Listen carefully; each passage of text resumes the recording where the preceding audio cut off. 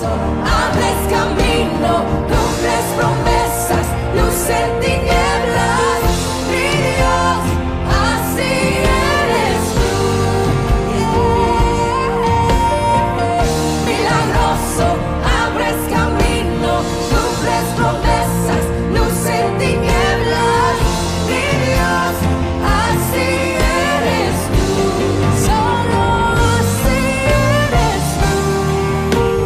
Así eres tú.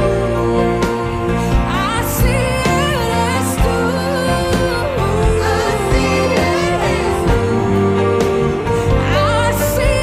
tú. Así eres tú.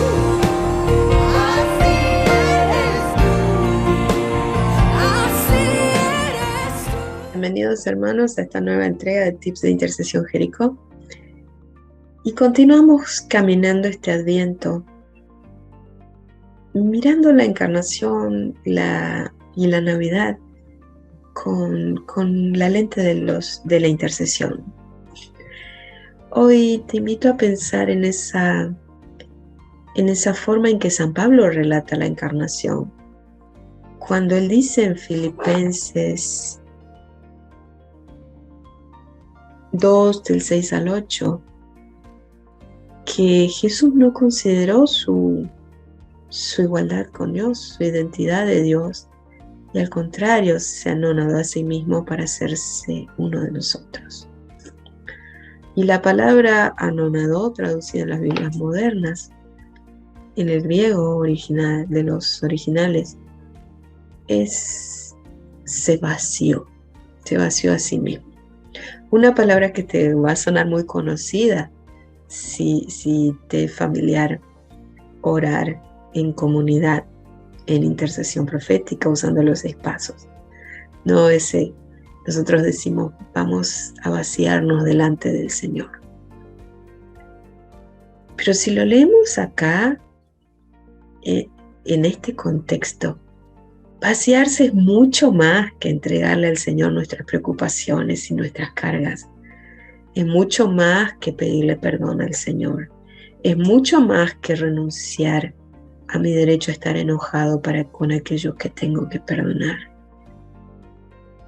Es mucho más incluso que darle la llave al Señor para que entre a todas las áreas de mi vida. Vaciarse, bajarse del pedestal. Jesús baja de su trono de Dios en los cielos y siendo Él la palabra creadora, viene a nacer como un bebé humano en un pesebre. Un bebé que se tiene que dejar alimentar, que se tiene que dejar vestir, que es incapaz de hablar, que es incapaz de controlar sus necesidades biológicas al principio, que depende completamente de un ser humano. Un Dios que se hace dependiente de un ser humano. Eso estamos contemplando en la Navidad. Ese es el vaciamiento que nos pide el Señor. Y que va a ir creciendo y va a seguir vaciado de su identidad, de lo que es de Dios. Porque va a someterse en obediencia a sus padres de la tierra. Y va a vivir esa vida oculta por 30 años en obediencia a su mamá, a su papá. Y va a obedecer la ley como cualquier judío de su tiempo. Y va a caminar como el hijo del carpintero. Por eso no lo pueden reconocer sus vecinos como Mesías. Porque Él se vacía. Se vacía porque eso es lo que le pide el Padre Eterno. Él se vacía, dice San Pablo, para en obediencia aceptarlo todo hasta la muerte en la cruz. Y lo hace para que vos y yo, como decíamos la semana pasada, entremos a ser hijos de Dios, entremos a esa relación con el Padre. Y ese es el llamado al intercesor, a cada intercesor. No solo a vaciarnos en el sentido de entregar lo que tenemos al rezar para escuchar la voluntad del Padre, para estar abiertos a los carismas del Espíritu durante la oración de intercesión, es a vaciarnos de nosotros mismos, de nuestro yo. ¿Para qué? Para que podamos unirnos a Jesús en su intercesión. Miren, no es casual que Jesús nace en un pueblo que se llama Belén. No es solo que ese era el pueblo originario de la tribu de David. Belén quiere decir casa del pan.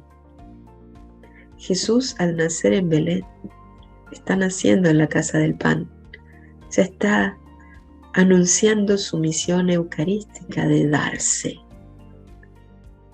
Y como intercesores estamos invitados a unirnos a esa misión, a ser pan, a darnos. Nace en un pesebre, en el platito para que coma el animal. La figura de ese bebé en el pesebre es un Dios que se da como alimento. Y en intercesión estamos invitados a unirnos a ese vaciarse para darse como alimento. En una situación como la de Jesús, en una Navidad que es sin estridencias. Nosotros estamos muy acostumbrados a ver la Navidad como todo un evento comercial lleno de luces y flashes y fiestas y regalos y qué sé yo cuántas cosas, pero la primera Navidad fue un evento casi oculto para el mundo exterior. Un rincón perdido en un pueblo perdido en un pesebre. Ese es el llamado de la intercesión. Y el milagro más inmenso de la historia se estaba dando. Un Dios se nos estaba dando. Se estaba identificando con nosotros al punto de vaciarse de sí mismo y hacerse uno de nosotros para caminar nuestra experiencia humana y redimirla. Ese también es nuestro llamado. Una vida oculta para hacernos alimento para los demás. No en balde San Pablo dice en Romanos 12:1, si no me equivoco, sean hostias vivas. Ese es el llamado de la intercesión. Por eso es que siempre decimos que en la intercesión la vida se hace oración. Vida y oración tienen que llegar a ser una sola cosa, para que nuestra vida sea un ofrecimiento de oración en unidad con ese Jesús que nace en el pesebre. ¿Cómo se hace nuestra vida ofrecimiento? Aceptando como Él esos momentos en que por ahí nos toca ser dependientes, ser alimentados, dejarnos amar, dejarnos proteger, dejarnos cuidar por Dios. Y a veces, y eso es lo que más cuesta, por los demás. Por ejemplo, cuando nos toca estar enfermos, o a los que les toca ya una cierta edad, que pierden dependencia. Todo eso tiene un valor infinito en la intercesión,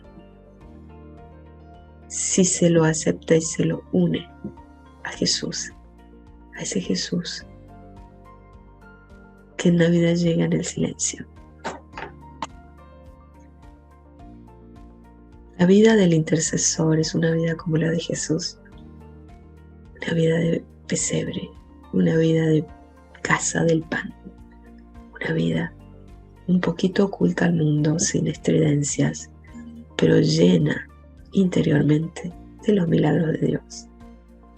Disfruta esta semana de los milagros de Dios en ese pesebre que es tu vida, que es tu vida.